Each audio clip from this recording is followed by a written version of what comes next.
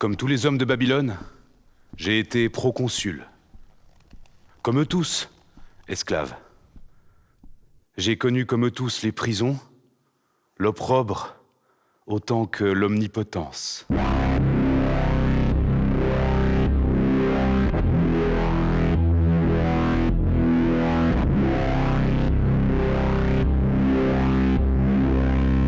Regardez, à ma main droite, il manque l'index. Regardez, cette déchirure de mon manteau laisse apparaître un tatouage vermeil. C'est le deuxième symbole, Bets. Les nuits de pleine lune. Cette lettre me donne le pouvoir sur ceux dont la marque est Guimel. Mais elle me subordonne à ceux d'Aleph, qui dans les nuits sans lune doivent obéissance à ceux de Guimel. Au crépuscule de l'aube, dans une cave, j'ai égorgé des taureaux sacrés devant une pierre noire. Toute une année de lune durant, j'ai été déclaré invisible. Je criais, on ne me répondait pas. Je volais le pain et je n'étais pas décapité.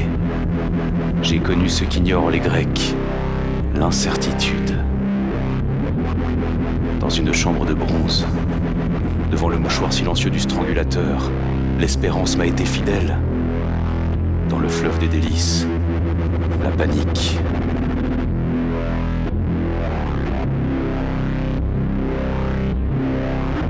Pythagore se souvenait d'avoir été Pyrrhus, et auparavant Euphorbe, et avant Euphorbe encore quelque autre mortel.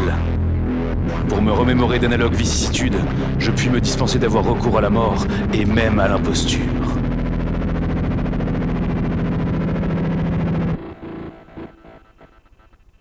Je dois cette diversité presque atroce à une institution que d'autres républiques ignorent ou qui n'opère chez elles que de façon imparfaite, la loterie. J'appartiens à un pays vertigineux où la loterie est une part essentielle du réel.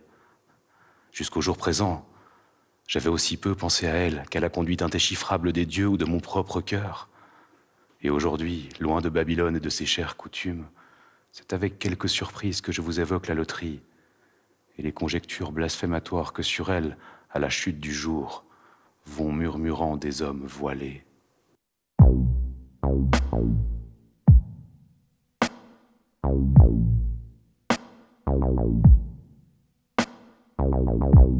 Mon père me rapportait qu'autrefois, parlait-il d'années ou de siècles, la loterie était à Babylone un jeu de caractère plébéien.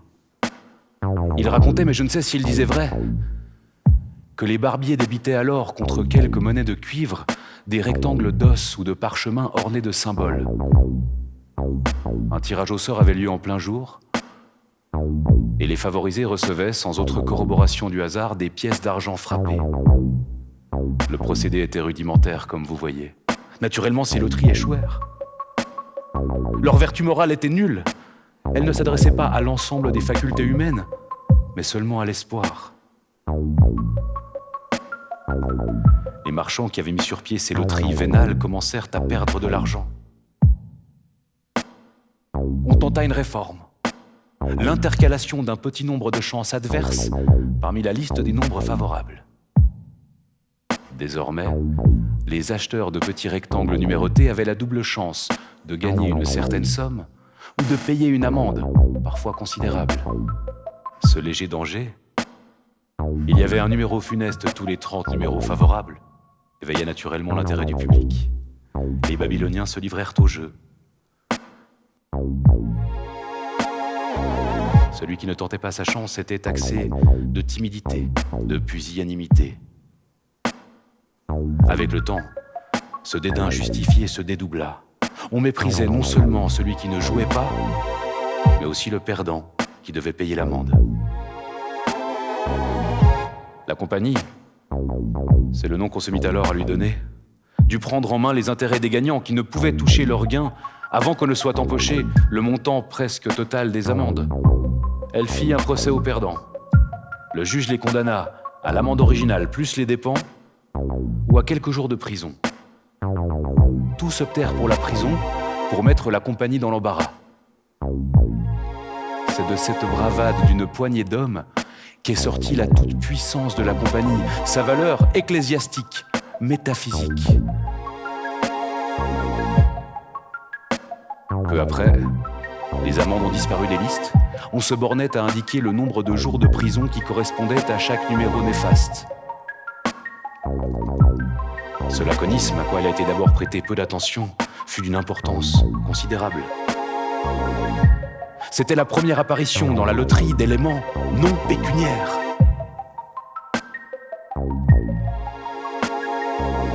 Les conséquences se firent bientôt sentir.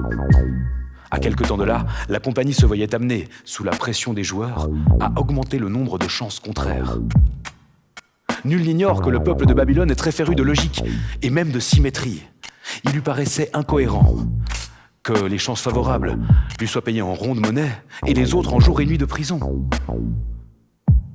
Quelques moralistes ont fait remarquer que la possession de monnaie ne détermine pas toujours le bonheur et que la félicité compte peut-être d'autres formes plus directes. Une autre inquiétude se répandait dans les bas quartiers. Les membres des hautes sphères multipliaient les paris et goûtaient toutes les vicissitudes de la terreur et de l'espérance. Les pauvres, avec une jalousie justifiée ou inévitable, souffraient d'être exclus d'un va-et-vient si notoirement délicieux. La juste ambition que tous, pauvres et riches, puissent avoir un accès égal à la loterie, inspira une agitation indignée, dont les années n'ont pas effacé le souvenir. Quelques obstinés ne comprirent pas, ou firent semblant de ne pas comprendre. Il s'agissait là d'un ordre nouveau, d'une étape historique nécessaire.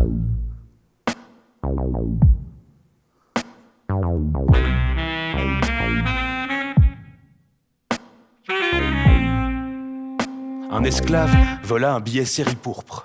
D'après le tirage, le porteur du billet devait avoir la langue brûlée. Mais le code fixait la même peine pour les voleurs de billets.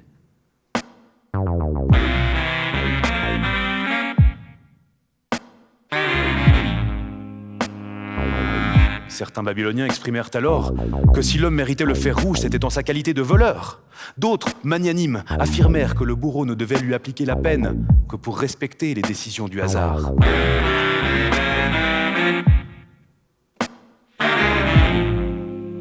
Ce fut le commencement d'une période de troubles et de lamentables effusions de sang. Mais le peuple babylonien a fini par imposer fermement ses volontés contre l'opposition des riches.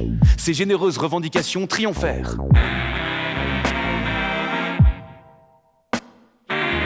En premier lieu, il obtint que la compagnie assumât la totalité des pouvoirs publics. Cette unification était nécessaire au vu de l'amplitude et de la complexité des nouvelles opérations. En second lieu, il obtint que la loterie soit secrète, gratuite et générale.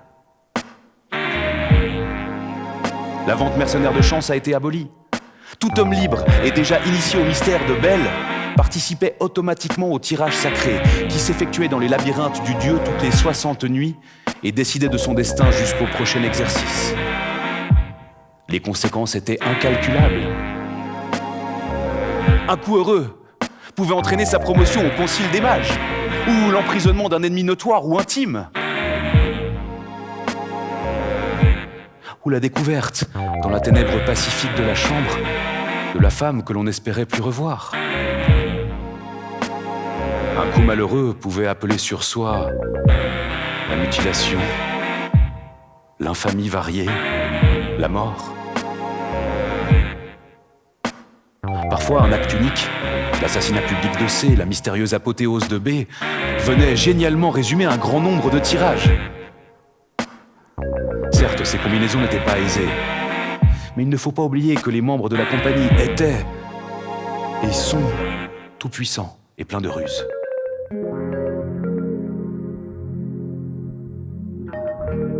Chose étonnante, les médisances n'ont pas manqué. La compagnie, avec sa discrétion habituelle, dédaignait d'y répondre directement. Elle a préféré faire gribouiller sur les murs en ruine d'une fabrique de masques un bref argument qui figure aujourd'hui parmi les écritures sacrées.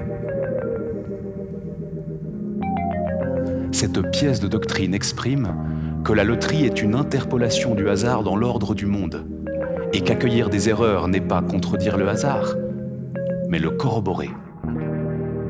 Cette déclaration apaisa les inquiétudes publiques. Elle produisit également d'autres effets que son auteur n'avait peut-être pas prévus. L'esprit et les opérations de la compagnie s'en trouvèrent profondément modifiés. Il me reste peu de temps. Je vais tâcher de m'exprimer rapidement. Aussi improbable que cela puisse paraître, nul n'avait tenté jusque-là une théorie générale des jeux. Les Babyloniens ne sont pas spéculatifs, ils respectent les décisions du hasard, ils lui livrent leur vie, leur espoir, leur terreur panique, mais ils ne s'avisent pas d'interroger ces lois labyrinthiques, et les sphères giratoires qui le révèlent n'éveillent pas leur intérêt. Cependant, la déclaration officieuse que j'ai rapportée a soulevé beaucoup de discussions de caractère juridico-mathématique, et de l'une d'elles a surgi la conjecture suivante. Si la loterie est une intensification du hasard, une infusion périodique du chaos dans le cosmos, ne conviendrait-il pas que le hasard ait lieu à chaque étape du tirage et non pas dans une seule ? N'est-il pas dérisoire que le hasard décrète la mort de quelqu'un, mais que ne soient pas assujettis au même hasard les circonstances de cette mort, son caractère public ou réservé, le délai d'une heure ou d'un siècle ? De si justes scrupules provoquèrent enfin une réforme considérable, dont les complexités ne sont peut-être accessibles qu'à quelques spécialistes, mais que je vais tâcher de résumer ne serait-ce que de manière symbolique. Imaginons un premier tirage qui décrète la mort d'un homme. Pour l'exécution du verdict, on procède à un second tirage qui propose, supposons, 9 agents possibles. De ces agents, 4 peuvent entreprendre un troisième tirage qui prononcera le nom du bourreau. 2 peuvent remplacer la sentence par une sentence heureuse, par exemple la découverte d'un trésor. Un autre pourra décréter l'exaspération du supplice en le rendant infâme ou en l'enrichissant de tortures. Et quelques autres encore pourront se refuser à prendre une mesure quelconque. Tel est le schéma symbolique. En fait, le nombre de tirages est infini. Aucune décision n'est finale, toutes se ramifient. Et d'infinis tirages ne nécessitent pas, comme les ignorants le supposent, un temps infini. Il suffit en réalité que le temps soit infiniment subdivisible. Et cette infinitude s'accorde d'admirable façon avec les sinueuses divinités du hasard et l'archétype céleste de la loterie. Il y a aussi des tirages impersonnels, d'une intention indéfinie. Celui-ci ordonnera de jeter un saphir dans les eaux de l'Euphrate. Cet autre, de lâcher un oiseau du haut d'une tour. Cet autre encore, de prélever chaque siècle un grain de sable à la plage ou de l'y ajouter.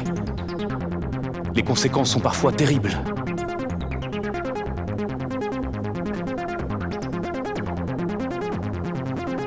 Sous l'influence bienfaisante de la compagnie, nos coutumes sont saturées de hasard.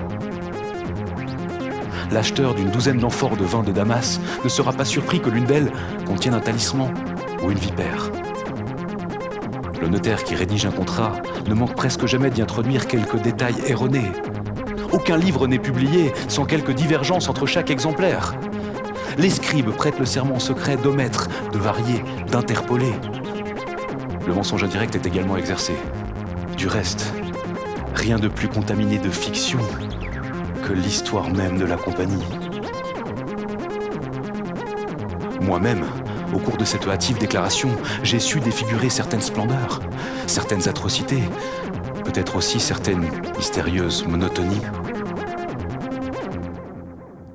La compagnie, avec une modestie divine, évite toute publicité. Ses agents, comme il est naturel, sont secrets. Les ordres qu'ils dictent au monde de façon réitérée et peut-être incessante ne sont pas si différents de ceux que pourraient prodiguer des imposteurs. Et du reste, qui pourrait se vanter d'être un parfait imposteur ? L'ivrogne qui improvise une injonction absurde, le rêveur qui brusquement s'éveille et étrangle de ses mains la femme qui dort à ses côtés. Toi, qui te sens maître de tes actes, n'exécutez-vous pas, peut-être, quelques secrètes décisions de la compagnie ?